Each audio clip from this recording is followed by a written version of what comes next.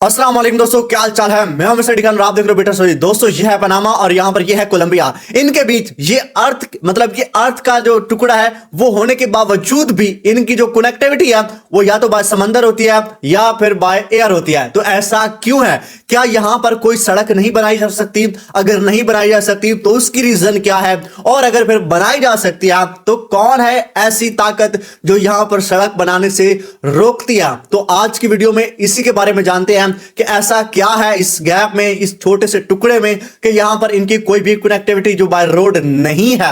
तो सबसे पहले इसकी थोड़ी सी मैं आपको हिस्ट्री बता देता हूं कि ये जो पनामा है ये तकरीबन 1903 से पहले पहले यहां पर कोलंबिया का ही हिस्सा हुआ करता था। 1903 में इसने आजादी की मांग करी और ये आजाद हो गया। और इसकी वजह यह थी कि इनकी आपस में कनेक्टिविटी नहीं थी, क्योंकि ये यहां पर कोई भी बाय रोड कोई भी सड़क नहीं थी आपस में। मतलब कि अगर कोलंबिया की हुकूमत को यहां पर कंट्रोल रखना होता था तो वहां उनके मतलब कि अच्छे से पहुंच नहीं थी। तो इसी का फायदा उठाते हुए पनामा ने आजादी की मांग करी और 1903 में ये आजाद हो गया। कोलंबिया से एक जुदा अलग कंट्री पनामा बन गया। और अब देखते हैं इस गैप के बारे में, इस टुकड़े के बारे में। तो मैं आपको बता दूं कि भाई साहब इस छोटे से गैप को कहते हैं डैरियन गैप। यहां पर ये जो अभी मैं सर्कल कर रहा हूं ना, ये जो गैप आता है ना, इसको कहते हैं डैरियन गैप। और इसको नाम से ही आपको लग रहा होगा कि ये काफी खतरनाक है। इसका तो थोड़ा सा हिस्सा इधर कोलंबिया में आता है और बाकी हिस्सा इधर पनामा में आता है।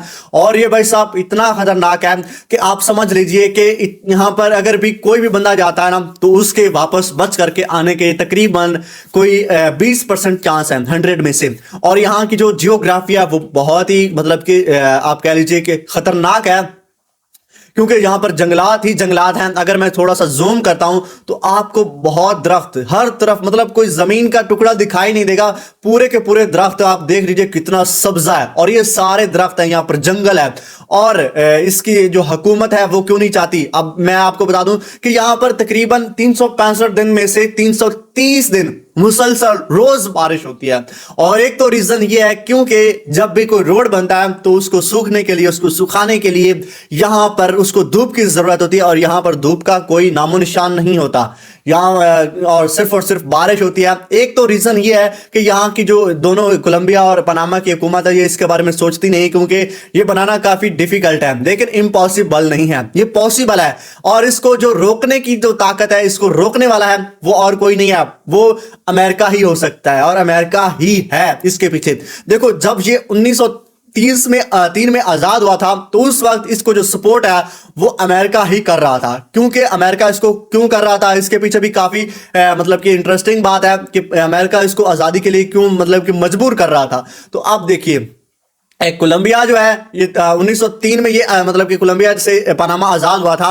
और अमेरिका, क्योंकि अमेरिका को जो शिप गुजारने होते थे वो क्या करता था, वो यहां से नीचे साउथ अफ्रीका से होते हुए यहां से मतलब कि नीचे इधर जाते थे, आगे एशिया में, अरब में, मिडल ईस्ट में, मतलब यहां से इतना लंबा सफर काट के आते थे, यहां पर यहां से ऊपर होकर के जाते थे। तो अमेरिका ने क्या सोचा, उसने पनामा को आजादी की मांग करने पर उकसाया। और उसकी रीजन यहां पर ये डैरियन गैप थी, क्योंकि इनकी आपस में कोई भी कनेक्टिविटी नहीं थी। अगर उसको फौज को जाना होता था तो वो यहां से समंदर से होकर के जाती थी यहां पर पनामा में, या फिर बाय एयर जाती थी।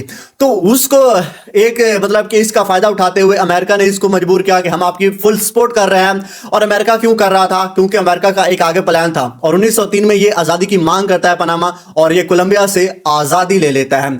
और फिर उसके बाद क्या होता है, अमेरिका का ख्वाब पूरा हो जाता है। वो यहां पर जो पनामा है वो उसको पनामा कैनाल अभी यहां पर से गुजरती है, ये उसको तकरीबन 1930 से लेकर के 3 से लेकर के 1999 तक लीज पे दे देता है। अब लीज पे क्या होता है, लीज और दूसरा रेंट का डिफरेंस मैंने आपको एक वीडियो में पहले बता दिया था। तो अब यहां पर वो लीज पे दे देता है और 1999 तक इसको यूएस ही रन करता है। वो उसी को पनामा कैनाल यूएस ही इसको बनाता है, सारा खर्चा वही करता है। और 1999 तक सारा कंट्रोल जो पनामा का है वो इसके पास था। अब उसके ख्वाब पूरा हो गया था, क्योंकि वो चाहता था कि जो हमारे शिप हैं वो यहां से होते हुए इधर से जाते थे, और बहुत मतलब कि टाइम लगता था, खर्चा भी ज्यादा होता था, ऊपर से होकर के जाते थे।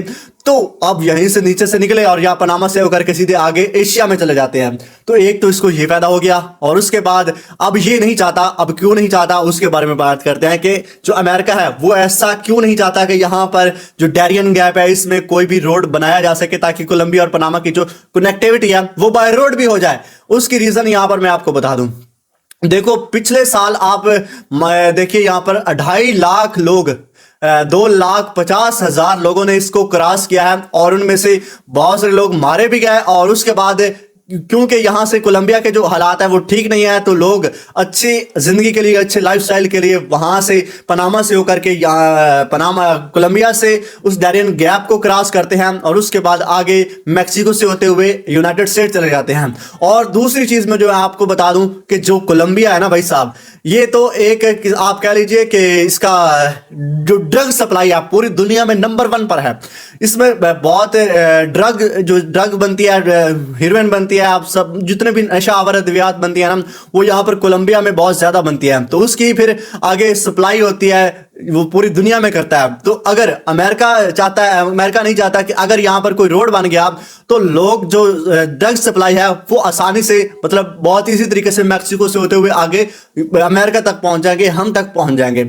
और इसी वजह से वो यहाँ पर नहीं चाहता कि अगर रोड बन गया तो बहुत सारे लोग आएंगे, क्योंकि बिना रोड के इस इतने खतरनाक गैप को क्रॉस करते हुए लोग पहुंच जाते हैं यहाँ पर आगे, आप समझ अमेरिका में चले जाते हैं। और अगर रोड बन गया तो इसकी तादाद बहुत बढ़ सकती है। यानी 1 साल के अंदर कोलंबिया से यहाँ पर आपने देखा कि 2.5 लाख 2,50,000 लोग इसको डैरियन गैप को क्रॉस करके यूनाइटेड स्टेट में गए हैं। तो यहाँ पर आप देखिए इसके, और इसको क्रॉस करने का यहाँ पर मैं आपको बता दूं कि 1 दिन यहाँ तक लगता है और 1 दिन यहाँ तक लगता है, दूसरा दिन है यहाँ पर, तीसरा है यहाँ पर, 5वां है और यहाँ पर 6ठा दिन, 6 दिन इसको क्रॉस करने में लगते हैं डैरियन गैप को। ठीक हो गया, और आपको इसके बारे में पता चल गया। वीडियो को लाइक करो भाई साहब, चैनल को सब्सक्राइब करो। मिलते हैं किसी और वीडियो में, तब तक अपना बहुत सारा ख्याल रखिएगा। अल्लाह हाफिज।